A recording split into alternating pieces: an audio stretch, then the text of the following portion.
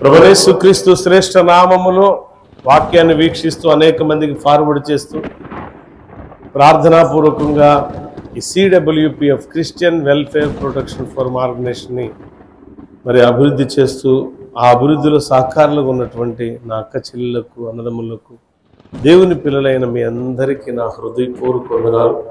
దేవుడు మిమ్మల్ని మీ కుటుంబాలను దీవించి ఆశీర్వదించును గాక. ఈరోజు మన యొక్క అంశం ఏంటంటే ఒక్క ప్రసంగానికి 3000 మంది మార్పు చెందారు. బైబిల్ గ్రంథంలో మనందరికీ తెలుసు, పేతురు ప్రసంగం చెప్తే 3000 మంది బాప్తిసం తీసుకున్నారు. ఈరోజు చాలామంది సేవకులు ప్రసంగాలు గొప్ప గొప్ప ప్రసంగాలు చేసేవారు ఉన్నారు. నేను కావచ్చు, నాతోటి సేవకులు నాకంటే గొప్పవారు, అనుభవ జ్ఞానం కలిగిన వారు చాలామంది ప్రసంగాలు చేస్తున్నారు. కానీ మరి 3000 మంది ఎందుకు బాప్తిసం తీసుకోలేకపోతున్నారు? ప్రపంచవ్యాప్తంగా మనం చూస్తే కొన్ని ప్రాంతాల్లో ఉన్నాయి, ఒక 100 మంది, 200 మంది, 300 మంది, 400 మంది బాప్తిసాలు తీసుకునే వాళ్ళు, 1000 మంది బాప్తిసం తీసుకునే వాళ్ళు ఉన్నారు. కానీ ఒక్క ప్రసంగానికి 3000 మంది ఎలా బాప్తిసం పొందుకున్నారు అంటే ఆ ప్రసంగంలో ఏముంది? ఎప్పుడన్నా సరే మీరు ఆలోచించారా? పేతురు పరిశుద్ధాత్మ పూర్ణులై ఉన్నప్పుడు 120 మంది పెంతెకోస్తు పండుగ దినం మరి వాళ్ళు మేడగది మీద ప్రార్థన చేస్తూ సుమారు 49 దినాలు 50వ దినం ఆత్మ వారి మీద కుమ్మరింపుగా వచ్చింది. నా అనుభవాన్ని బట్టి నేను అనుకున్నాను, ఆత్మ వారి మీద దిగేంత వరకు కూడా పట్టు వదిలిపెట్టల. చాలా మంది పరిశుద్ధాత్మని పొందుకోవాలనుకుంటారు. పరిశుద్ధాత్మ పొందుకోవాలి అనుకున్న వ్యక్తులకి ఈ సందేశం. పరిశుద్ధాత్మ పొందుకోవటం అనేది ఎలా జరిగిద్ది అని అంటే, ఫస్ట్ మనం క్రీస్తు నామములో బాప్తిసం ద్వారా కడుగుబడాలి. ఎంతమంది కడుగుబడ్డారు అంటే, కడుగుబడి బాప్తిసం తీసుకుని ప్రతి ఒక్కరు నేను చేతులు ఎత్తుతారు. ఓకే, కడుగబడిన తరువాత బాప్తిసము పొందుకున్న తర్వాత ఖచ్చితంగా బాప్తిసం పొందుకున్నామంటే ఆత్మ అభిషేకాన్ని కూడా మనం పొందుకోవాలి. ప్రియులారా, ఈ యొక్క పెంతెకోస్తు పండుగ దినం బైబిల్లో ఒక్క ప్రసంగానికి 3000 మంది మార్పు చెందారంటే ఆ ప్రసంగంలో ఎంత సారం ఉంటుంది. చాలామంది సారము లేని ప్రసంగాలు చేస్తూ ఉంటారు. నేనైనా కావచ్చు, ఇది కాదు, నేనేం బుద్ధిమంతుని అంటలేదు. నేను ప్రసంగములో ఒక సారం ఏంటి? ఆ సారం అంటే హృదయాలను సైతం కోయబడే సారం, హృదయాలను మార్పులోకి తెచ్చే ఆత్మానుసారమైన అభిషేకంతో కూడుకున్న వాక్య ఉంటే అక్కడ మన స్వరూపం కూడా మారిపోయింది. వాక్య స్వరూపమే కనిపించకపోతే ఎక్కడ ఎన్ని చోట్లకి వెళ్ళినా 100 మంది, 1000 మంది, లక్షల మంది దగ్గరికి వెళ్ళి మనం కూడా ఆయన ప్రసంగం చెప్తే లక్షల మంది వచ్చి వింటారంటే ఏంటి జోకులా? యేసుక్రీస్తు ఎక్కడ జోకులు చెప్పలా, యేసుక్రీస్తు ఎక్కడ కామెడీలు చేయలే, యేసుక్రీస్తు ఎక్కడ హంగు ఆర్భాటాలు చేయలే. యేసుక్రీస్తు బ్యాక్గ్రౌండ్ బాగుండాలి, అట్టుండాలి, ఇట్టుండాలని చెప్పేసి 4 లైట్లు వేసుకోనో కట్టుకోనో లేదా మైక్ సెట్లు, ఆ సెట్లు, ఈ సెట్లు పెట్టుకోలా. యేసుక్రీస్తు చేసింది ఒకటే. తండ్రి అయిన దేవుడు తనకి ఏమి నేర్పాడో, ఏం చెప్పాడో, ఏ బోధ చేశాడో ఆ బోధన అలా ప్రజెంట్ చేశాడు. లోకానికి ఆ బోధన అలా ఇచ్చేసాడు. ఆ బోధ విన్న వాళ్ళందరూ కూడా మార్పు చెందారు. మార్పు చెందిన వారిలో ముఖ్యంగా ఈరోజు మనం మాట్లాడుకుంటుంది 120 మంది అండి. లెక్కకు శిష్యుల సంఖ్య 12 మందే, కానీ శిష్యులుగా వారితో పాటు వెనకాల చేర్చబడిన వారు 120 మంది అయ్యారు. అంటే 108 మంది, ఈ 12 మంది కాక 108 మంది ఉన్నారు. ఎవరోళ్ళు? బైబిల్ వాళ్ళ పేర్లు కూడా ఉన్నాయి. మనం వెతికితే దొరుకుతారు, దొరకకుండా ఉండరు. వెతికితే దొరుకుతారు, దొరకకుండా ఉండరు. అయితే మనం వెతకడానికి కష్టం. ఏంటి బాబు ఈ పరిస్థితి అని అంటే, మీరు బాగా గమనించాలి. ఒక్క ప్రసంగానికి అంత శక్తి ఉన్నది అంటే, ఒక్క ప్రసంగానికి 3,000 మంది మార్పు చెంది బాప్తిసం తీసుకున్నారంటే ఆ 3,000 మంది కూడా సామాన్యమైన వ్యక్తులైతే కాదు. నేను మళ్ళా మీకు చెప్తున్నా, సామాన్యమైన వ్యక్తులు కాదు.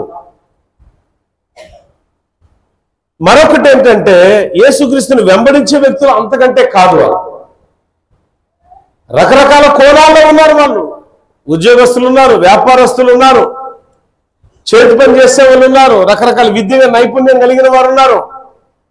ఒక ప్రాంతవాసులు కాదు వాళ్ళు. సుమారు 14-15 ప్రాంతవాసులు. వాళ్ళు ఎంతమంది అటు వాళ్ళు?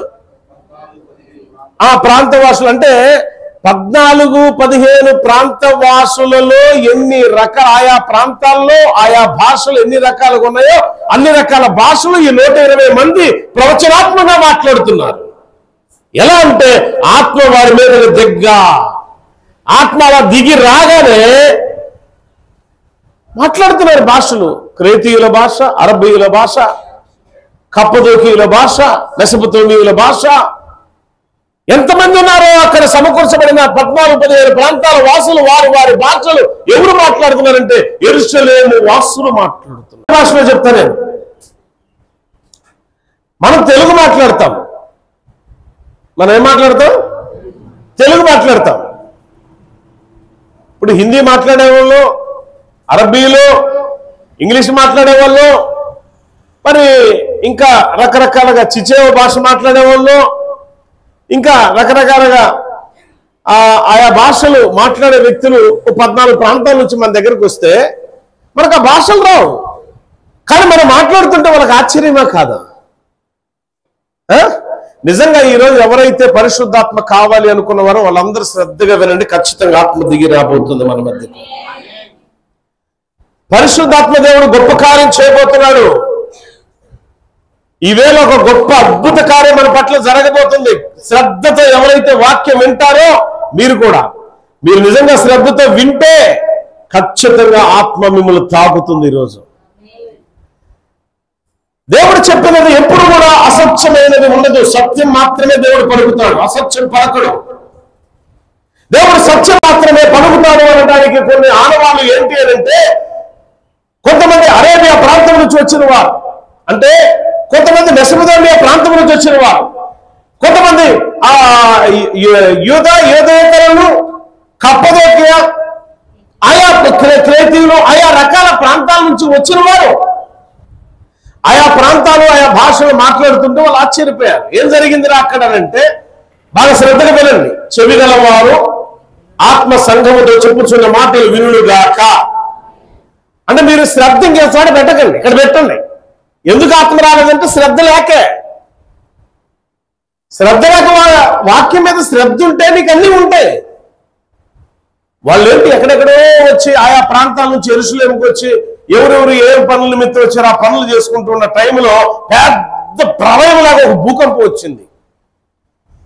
ఎక్కడ వచ్చింది శబ్దం? ఎక్కడదరా?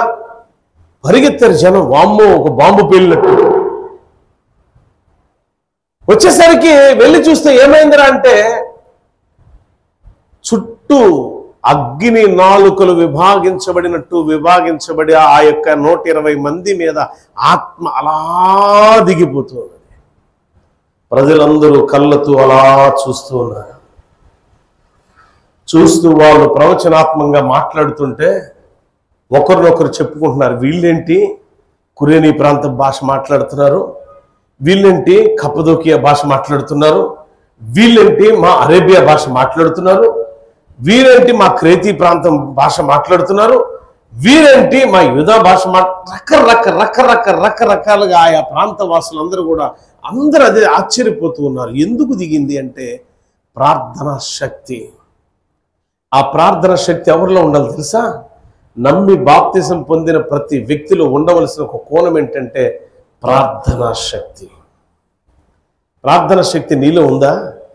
ఎందుకు ప్రార్థనలో శక్తిమంతులుగా మనం మార్చబడలేకపోతున్నాం? దేన్ని ఆశించిపోయాం? వీళ్ళందరూ కూడా, మిగతా వారందరూ కూడా ఆ రోజు పెంతెకొస్తు పండగ జరుగుతుంటే పండగలో పాలిభాగస్తులు తినేవాడు తింటున్నాడు, తాగేవాడు తాగుతున్నాడు, బట్టలు కొనేవాడు కొంటున్నాడు, వస్తువులు కొనేవాడు కొంటున్నాడు. ఎవరి అలవాట్లు చొప్పున ఎవరి యొక్క అవకాశాలను బట్టి వాళ్ళు ఇష్టం వచ్చిన ఆటలు ఆడుతున్నారు, పాటలు పాడుతున్నారు, కొంటున్నారు, తింటున్నారు, ఎవరిష్టంలో వాళ్ళు ఉన్నారు. అలాంటి టైంలో డమాల్మని ఒక్కసారి ఒక శబ్దం, ఒక పెద్ద బాంబు పిడిగిపోయినట్టుగా. ఏంటి, ఎక్కడి నుంచి వచ్చింది ఇదనంటే, అదుగు 120 మంది ఏ మేడ గది మీద ప్రార్థన చేస్తున్నారో ఆ ప్రార్థన శక్తి ఎంత ప్రభావవంతమైందంటే, పరలోకపు మహిమ సింహాసనాన్ని కదిలించి అక్కడి నుంచి ఆయన మహోన్నతుడైన దేవాది దేవుని కుడిపార్శ్వమున కూర్చున్న యేసు క్రీస్తు వారి దగ్గర నుంచి పంపబడిన పరిశుద్ధాత్మ శక్తి వారి మీదగా దిగిరాగా అందరూ ఆత్మపూర్ణులైపోయారు. వారందరూ ఆత్మ చేత నింపబడ్డారు. ఈరోజు సంఘాల్లో చాలా చోట్ల ఆత్మ లేదు. బైబిల్ చెప్తున్న సత్యం ఏంటంటే, ఆత్మ లేని వాడు నా వాడు కాదు.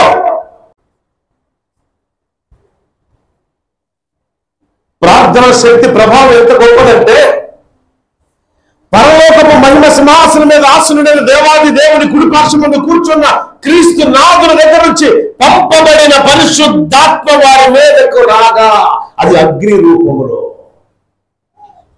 అగ్ని పావుర రూపములో వారి మీదకు రాలగా వారు బలవంతులయ్యారు, శక్తిమంతులయ్యారు, ప్రవచనాత్మం కలిగిన ప్రవక్తలైపోయారు. ఒక్కొక్కరు అక్కడ 120 మంది ప్రపంచాన్ని కదిలించారండి, ఎక్కువ మంది కూడా కాదు. 120 మంది, 12 మంది మనం కదిలించలేమా? 14 మందిని కదిలించలేమా? 120 మందిలో సంఘాన్ని కదిలించలేమా? సంఘంలో 120 మందిలో ఈ 120 మందే ప్రపంచాన్ని కదిలించే సంఘంగా మారిపోవాలా? 120 మంది ప్రపంచాన్ని కదిలించగలిగితే మన ప్రాంతాన్ని 12 మంది కదిలించలేరా ప్రార్థన యోధులు? అందుకే ప్రతి సంఘములో ఈ యొక్క అంత్య దినాల్లో ప్రార్థన వీరులు లేపబడాలా, ప్రార్థన యోధులు లేపబడాలి. ప్రార్థన చేస్తే అద్భుతం జరగాల.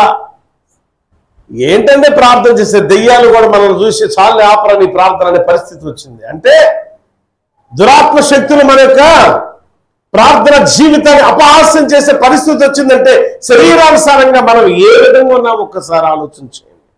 ఆత్మానుసారమైన పరిస్థితి ఎంతగా దిగజారిపోయిందో మన పరిస్థితి ఒకసారి ఆలోచించేయాలి. దేనికోసం అంటే శరీర కోరికలు నెరవేర్చుకోవడం కోసం. నీకు బట్టల మీద, నీ యొక్క ముఖం మీద, నీ కుటుంబం, నీ వరకే, నీ భార్య, నీ బిడ్డ, నీ బిడ్డలు, ఈ కుటుంబం మీద ఉన్న శ్రద్ధ సంఘం మీద ఉండదు. ఎందుకు సంఘం మీద ఉండకుండా పోతుంది అని అంటే, నీకు ఒకే ఒకటి శరీరానుసారంగా నీకు నీది అనే స్వార్థం, సెల్ఫిష్నెస్ ఎక్కువ. దేవుని వైపు చూడరు. 120 మంది దేవుడు పంపబడే ఆత్మ కొరకు ఎదురు చూస్తూ ఉన్నారంటే వారు ఎంత నిరీక్షణ కలిగిన యోధులు. 120 మంది దేవుడు పంపే ఆత్మ కొరకు ఎదురు చూస్తున్నారంటే ప్రార్థన జీవితంలో ఎంత యోధులుగా ఉన్నారు, యోధురాలు ఉన్నారు. అక్కడ ఉందే 120 మంది అచ్చం పురుషులు కాదండి. 120 మంది ఓన్లీ పురుషులు కాదు, జెంట్స్ కాదు, లేడీస్ కూడా ఉన్నారు, స్త్రీలు కూడా ఉన్నారు, యవ్వనస్తులు ఉన్నారు. వారిలో కొంతమంది గురించి, చరిత్ర గురించి మనం చెప్పాం. మనం కొన్ని చరిత్రలు చెప్పుకున్నాం కూడా గత ఎపిసోడ్స్ లో. అపోస్తల కార్యాల గ్రంథంలో, రోమా పత్రికలో ఆఖరి అధ్యాయం 16వ అధ్యాయంలో ఉన్నటువంటి భక్తుల పేర్లు, వాళ్ళు ఎక్కడి నుంచి వచ్చారని కూడా చెప్పాం. ఈ 120 మంది సభ్యుల వారు కూడా సంఘంలో సభ్యులుగా ఉన్నప్పుడు నీ దగ్గర ఏముండాలి తెలుసా? పొగరబోతాను, మూర్ఖత్వం, ఇది కాదు ఉండాల్సింది. ప్రేమతత్వం ఉండాలా, మనిషిని మనిషిగా ప్రేమించే మనసు నీలో ఉండాలా, తోటి సహోదరుడు సహోదరి బాధపడుతుంటే ఆదరించే గుణం నీలో ఉండాలా, హక్కును తెరుచుకునే మనసు నీలో ఉండాలా. అప్పుడు అన్ని ఆత్మీయంగా వృద్ధి చెందుతూ ఉంటాం. దేవుడు అన్ని చూస్తూ ఉంటాడు. 120 మంది చేసే క్రియలు, 120 మంది చేసే ప్రార్థన, దేవుడు ఏ రీతిలో చూసి తన ఆత్మను పంపాడో నీ మీద కూడా దేవుని ఆత్మ రావాలంటే నీ క్రియలు దేవుడు చూస్తాడు.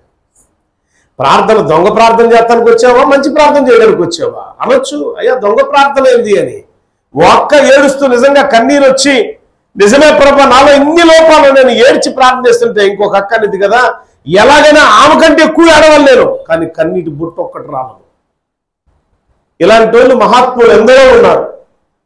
ఆ దొంగ బుద్ధి, ఆ వేషధారణ కలిగిన బుద్ధిని మానేసే నిజమైన ప్రేమకు సాదృశ్య రూపకమైనటువంటి క్రీస్తునాథుని నిజంగా అంగీకరించండి హృదయపూర్వకంగా. అప్పుడు మీ జీవితాలు మార్పు చెందుతాయి. 120 మంది అంగీకరించారు, ప్రార్థన చేస్తూ ఉన్నారు. పరిశుద్ధాత్మ వారి మీదకి రాగానే ఎలా వచ్చింది తెలుసా? పరలోకము నుండి పంపబడిన ఒక శబ్దం, అది భూకంపంలో ఒక భయంకరమైన శబ్దం, భూమి కదిలినట్టు, ఉరుములు ఒడిగినట్టు ఆ శబ్దం రాగానే మార్కెట్ ప్లేస్ లో ఉన్నటువంటి ప్రజలందరూ కూడా, కూరగాయలు కొనుక్కునే వాళ్ళు, వస్తువులు కొనుక్కునే వాళ్ళు, బట్టలు కొనుక్కునే వాళ్ళు, ఆయా ప్రాంత వాసులు అందరూ కూడా వచ్చి ఎంత శబ్దం వచ్చింది, అందరూ పరిగెత్తుకుంటూ వచ్చారు. బాంబు పేలింది అన్నట్టు. ఈ రోజుల్లో బాంబులు పేలితే ఎట్లా అట్లా వచ్చా పెద్ద పెద్ద కిటికీలు. అక్కడి నుంచి చూస్తూ ఉన్నారు పైకి. ఏంటి ఏంటి ఏంటి చూస్తూ ఉంటే వారు ఎవరెవరు వచ్చారో అక్కడికి అంటే 8వ వచనం నుంచి రాయబడింది వచ్చిన వారు ఎవరెవరు అనేది. చూడండి ఒకసారి. తాను పుట్టిన దేశ భాషలతో వీరు మాట్లాడు మనం వినుచున్నామే. ఇదేంటి?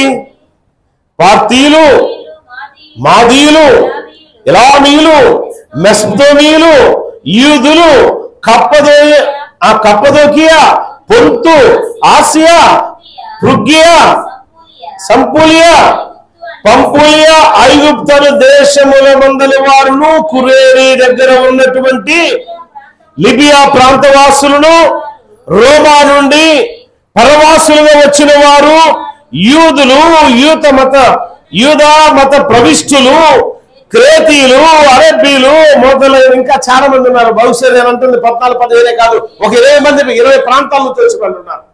రకరకాల భాషలు మాట్లాడుతున్నారు, రకరకాల దేశాల నుంచి వచ్చారు. వారు ఎవరెవరు ఏ భాషలు మాట్లాడతారో వాళ్ళ భాషల్లో ఈ 120 మంది మాట్లాడుతూ ప్రారంభించారు. ఈ మాట్లాడుతూ వాళ్ళు ఎప్పుడైతే ప్రవచనాత్మకంగా మాట్లాడుతూ ప్రారంభించారో ఈ మాటలు విన్నటువంటి వారు ఆశ్చర్యానికి గురైపోయారు. ఒక ఆయన, ఒక మిషనరీ అట, ఒక మిషనరీ ప్రాంతానికి దేవుడు వెళ్ళమన్నాడని ఇటు మన సింగపూర్, మలేషియా, థాయిలాండ్ ఇటువైపు అనమాట, గుర్తులేదు సరిగా, మొత్తానికి ఒక ద్వీప ప్రాంతానికి దేవుడు వెళ్ళమన్నాడని బయలుదేరి వెళ్ళాడు. ఆ ప్రాంతం భాష ఆయనకు రాదు. ఎప్పుడో చదివాను ఇది నేను. ఆ ప్రాంతం భాష ఆయనకు రాదు. ఆ ప్రాంతవాసుడు ఆయన కానే కాదు. ఆ భాష రాదు, ఆ ప్రాంతం వాడు కాదు, ఆ దేశం వాడు కాదు, ఆ దేశ ప్రజలతో సంబంధ బాంధవ్యాలు కలిగిన వ్యక్తి కాదు. కేవలం దేవుడు చెప్పాడని, దేవుని మాట కొరకు అడుగులు వేసి ఆ దేశానికి వెళితే అంటున్నాడు. ఏం మాట్లాడా అర్థం కాదు. మార్కెట్ ప్లేస్ లో సెంటర్ పాయింట్ లో ఉన్నాడు ఆయన. ఉండి ప్రార్థన చేస్తూ ఉంటే వీళ్ళకి అర్థం కావట్లా. చూసే ప్రజలకి అర్థం కావట్లా. ఏంటో ఈయనేదో చేసుకుంటున్నాడులే అనుకుంటున్నారు. ఆ ప్రార్థన చేస్తూ చేస్తూ ప్రార్థనలో దేవుని అడిగాడు, ప్రభువా ఈ ప్రాంతానికి నువ్వే నన్ను పంపావు అనడానికి గుర్తుగా ఈ ప్రాంత ప్రజల భాష నాకు రాదు, నీ ఆత్మశక్తితో నన్ను నింపన్నప్పుడు పరలోకము నుండి మహిమ ద్వారాలు తెరవబడి అలా ఆత్మ ఆయన మీద దిగిరాగా ఆ ప్రాంత వాసుల భాష ఆయన నోటి నుంచి వచ్చేసింది. దేవుని స్తోత్రం, హల్లెలూయా. పరిశుద్ధాత్మ క్రియ ఎలా ఉందంటే, ఏ ప్రాంతవాసులు నాకు లేరు అనుకున్నారో, ఏ ప్రాంతంలో ఉన్న భాష నాకు రాదనుకున్నాడో, ఏ ప్రాంతం నా దేశం కాదనుకున్నాడో, ఆ దేశస్థుడు వలె, ఆ ప్రాంతవాసి వలె, ఆ ప్రాంతంలో ఉన్న భాషను తెలిసిన వాడి వలె ఆయన బోధ చేయటం ప్రారంభించాడు క్రీస్తు గురించి. వేల మంది తరలి వచ్చారండి. ఇప్పుడు ఆ ప్రాంతం అంతా కూడా క్రీస్తు నామమును బట్టి ఆయన ఏ ద్వీపానికి వెళ్ళాడో, ఏ ప్రాంతానికి వెళ్ళాడో అది క్రీస్తు సాక్షుల దీపంగా మారిపోయి చప్పుడు కూడా జరుగుతుంది. అది పరిశుద్ధాత్మ అంటే, అది స్పిరిట్ అంటే. అలా ఉంటుంది. కానీ ఏదో భాష మనం కొంతమంది భాషలు మాట్లాడుతూ ఉంటారు. అర్థం కాని వ్యర్థమైన భాషలు ఏ సంఘములు కూడా మాట్లాడకూడదు. ఇది వాక్యం. భాష ప్రవచనాత్మకమైన సందేశం ఏంటంటే, జరగబోయేది ప్రవచనం అనేది పరిశుద్ధాత్మ ప్రేరణ ద్వారా పుట్టుకొచ్చేది ప్రవచనం. ఆ ప్రవచనాత్మ సందేశం ఏమైతే తెలుసా, కొంతమంది వ్యక్తుల జీవితాలను వెలిగిస్తుంది. ప్రవచనాత్మక సందేశం కొన్ని జీవితాలను మార్చివేస్తుంది. అలాంటి మార్చివేసే సందేశం 120 మంది ప్రార్థనా శక్తివంతులుగా వారు మాట్లాడుతూ ప్రవచనాలు ఎత్తి ప్రసంగాలు మాట్లాడుతూ ఉండగా వారిలో నుండి వీరికి అర్థం కాక గజిబిజి గందరగోళంగా ఏంటిదని ఆశ్చర్యానికి లోనైన ఆ ప్రజల మధ్య నిలబడిన పేతురయ్య మాట్లాడుతున్నాడు స్వరమెత్తి. ఎక్కడి నుంచి మాట్లాడాడో, ఏమని మాట్లాడాడో, ఇదిగో ఆది నుండి దేవుడు ఏదైతే ప్రవక్తల ద్వారా మాట్లాడాడో ఆ ప్రవచనాలన్నీ కూడా మాట్లాడుతున్నాడు. అంటే మోషే కాలంలో ప్రవచనం, సమూయేలు కాలంలో, దావీదు కాలంలో ప్రవచనాలు, యెషయా కాలంలో ప్రవచనాలు, ఈ ప్రవచనాలు ఎత్తి రుజువులతో సహా చూపించి కన్య గర్భమందు జన్మించేవాడు లోక రక్షకుడు అనడానికి సాదృశ్య రూపకం, ఇదిగో కన్య గర్భంలో పుట్టిన వాడు, మా చేతులతో తాకబడిన వాడు, మేము స్వయంగా ఆయన అడుగుల్లో అడుగులు వేసి ఆయన సహవాసం చేసిన వారిగా సాక్ష్యమిచ్చుచున్నామని చెప్పాడు వారి మధ్య. అందరూ ఆశ్చర్యపోయారు. ఈయనే ప్రభు అయిన క్రీస్తునాథుడు, ఈయనే మహిమ సింహాసనం ప్రక్క అంటే దేవాది దేవుని కుడి పార్శ్వమందున ఆసీనుడై ఈ భాషను మా కొరకు పంపించాడు, ఈ ఆత్మశక్తిని మా మీద కృమ్మరించాడు. ఇది భాష ఆ తారుమారు చేసే భాష కాదు. బాబేలు గోపురం దగ్గర తారుమారు చేసే భాషలు వచ్చేసినాయి, ప్రజలందరూ కూడా చల్లా చెదురైపోయారు. కానీ ఇక్కడ వచ్చిన ఆత్మ ద్వారా పుట్టుకొచ్చిన భాషలు తారుమారు చేసే కాదు, జీవితాలను మార్చివేసాయి.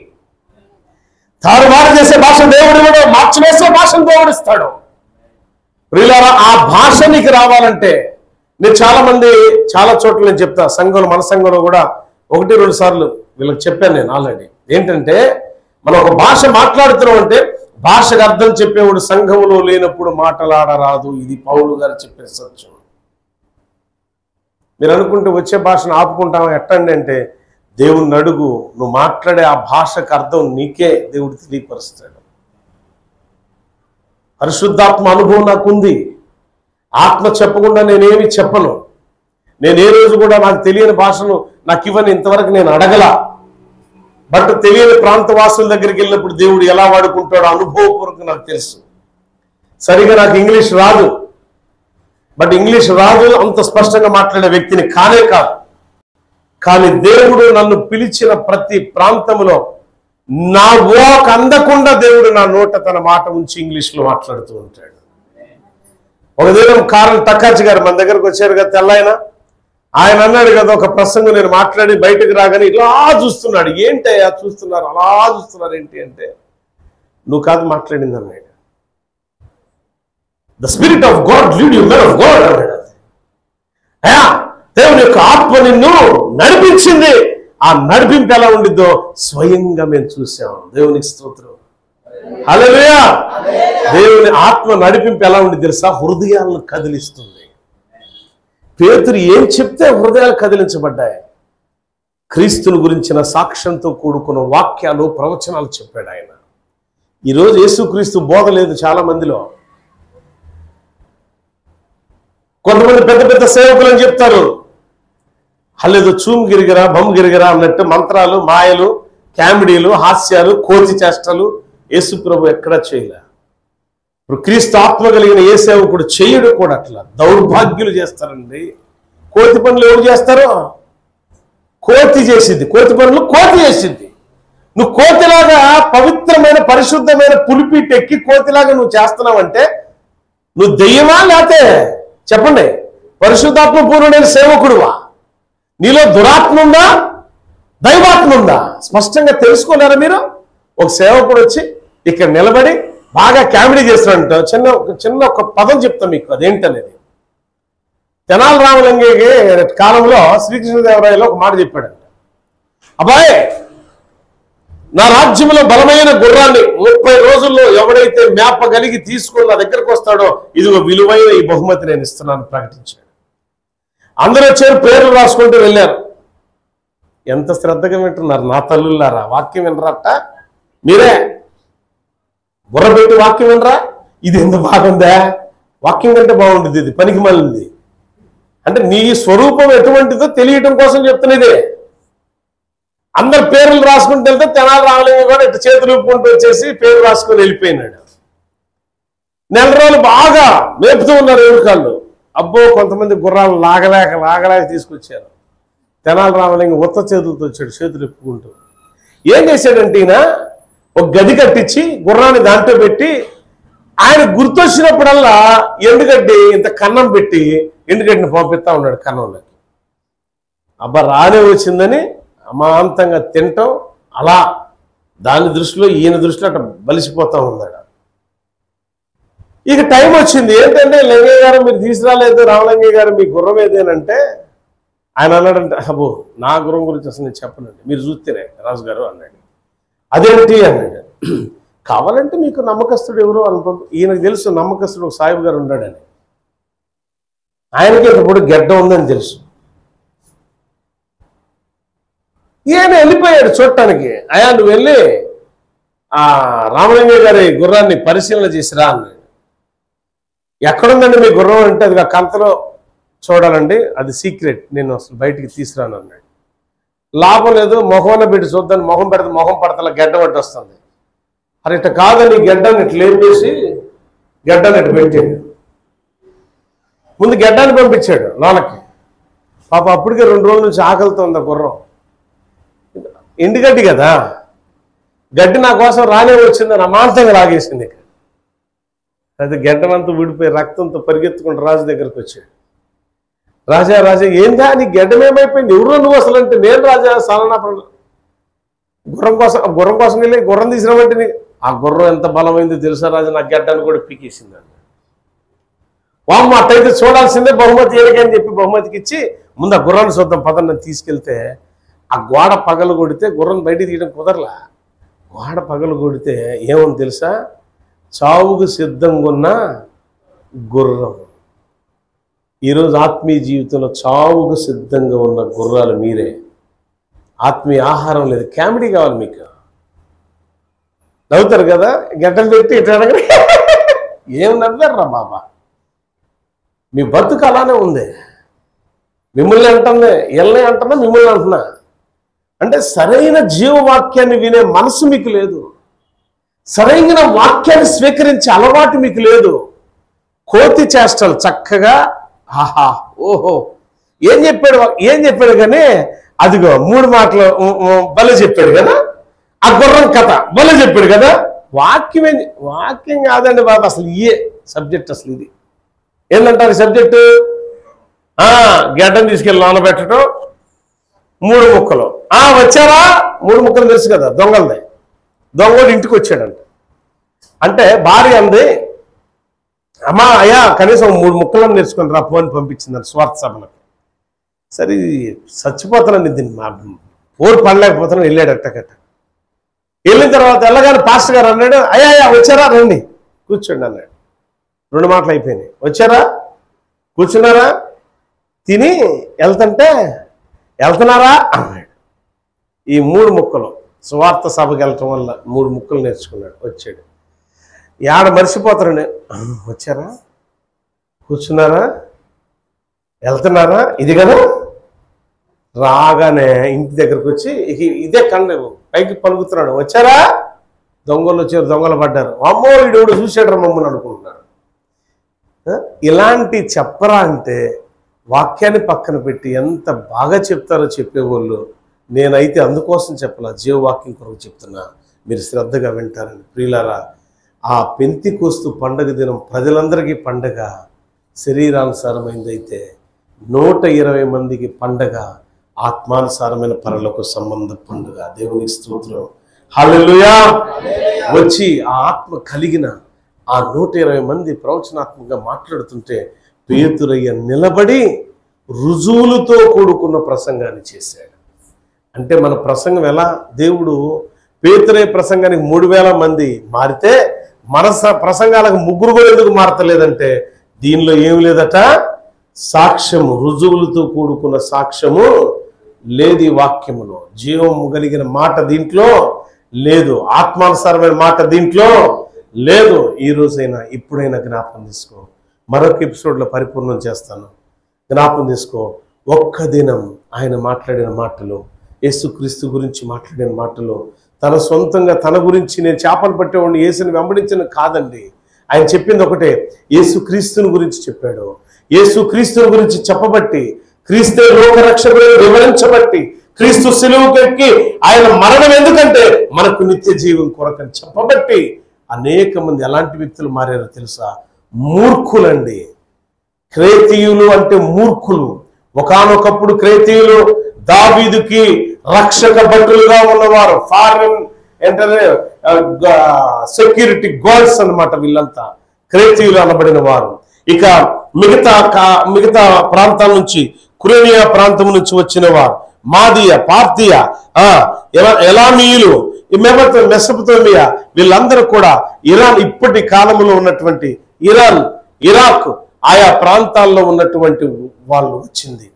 ఇక్కడ 120 మంది ద్వారా, ప్రార్థన ద్వారా, ఒక వ్యక్తి ప్రసంగం ద్వారా 3000 మంది మార్పు చెందారు. 3000 మంది కఠినాత్మల హృదయాలు కరిగించబడ్డాయి. క్రీస్తు యొక్క నామమును బట్టి ఉచ్చారణ చేస్తూ ప్రసంగం చేస్తే 3000 మంది క్రీస్తు వైపు తిరిగారు.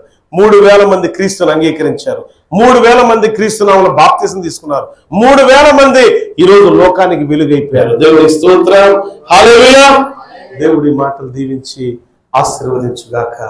3000 మంది మార్పు చెందారు యేసుక్రీస్తు వాక్యం వింటే. ఈ 3000 మంది విన్న ఆ వాక్యం ఏంటి, ఆ 3000 మంది ఎలా మార్పు చెందారు, మరొక ఎపిసోడ్లో మనం నేర్చుకుందాం. ప్రార్థన చేసుకుందాం. మహాపరిశుద్ధుడానికి స్తోత్రం. చెప్పండి, వాక్యం నీ బిడ్డల హృదయాల్లో ఫలింపచేయండి. మొట్టమొదట ఈ 2వ అధ్యాయం ప్రారంభ వచనాలు ప్రార్థన. విశ్వాసము యోధులు, విశ్వాస జీవితంలో ఉన్నటువంటి ప్రార్థనా యోధులు, వారి సహవాసం, వారి పరిచర్య ఎలా ఉండాలి అని అంటే, దేవుని దగ్గర నుంచి మాట వచ్చే వరకు, దేవుని దగ్గర నుంచి రిప్లై వచ్చే వరకు, దేవుని దగ్గర సమాధానం వచ్చే వరకు, దేవుని దగ్గర నుంచి ఆత్మ అభిషేకం దిగే వరకు ప్రభువా వారు విడిచిపెట్టాల సహవాసాన్ని. మేము కూడా ఒక లక్ష్యం కొరకు మేము ప్రార్థన చేసేటప్పుడు, ఒక అంశం ఎత్తి మేము ప్రార్థన చేసేటప్పుడు కార్యం జరిగేంత వరకు కూడా నిన్ను విడువక ఎడబాయక నీతో సహవసించే ధన్యతను నీ బిడ్డలైన మా అందరికీ దయచేయి. ఈ వాక్యాన్ని వీక్షించిన వారు రోగులు ఉన్నారా? యేసు నామమున స్వస్థత కలుగుగాక. ఈ వాక్యాన్ని వీక్షిస్తున్న వారిలో ఇదిగో ప్రభు చేతి పని వారు ఉన్నారా? పనులను దయచేయబడుగాక. ఈ వాక్యాన్ని వీక్షిస్తున్న వారు రకరకాల ఇబ్బందికరమైన పరిస్థితుల్లో ఉన్న ఉద్యోగులు, వ్యాపారస్తులు, వ్యవసాయ కూలీలు, వ్యవసాయదారులు ఉన్నారా? దేవా, తగిన సమయంలో, తగిన కాలంలో, తగిన విధముగా నీ బిడ్డల పక్షాన మీరు నిలచి ప్రభువా మీ సహాయం అనుగ్రహించి నీ కృపను వర్ధిల్ల చేయమని యేసు నామమున అడుగుచున్నాను తండ్రి, amen. God bless you all.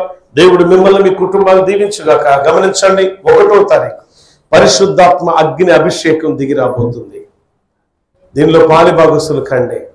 దేవుడు మిమ్మల్ని మీ కుటుంబాలను మారుస్తాడు. అంతేకాదు మీ జీవితాలే దేవుడు మార్చేస్తాడు. God bless you all.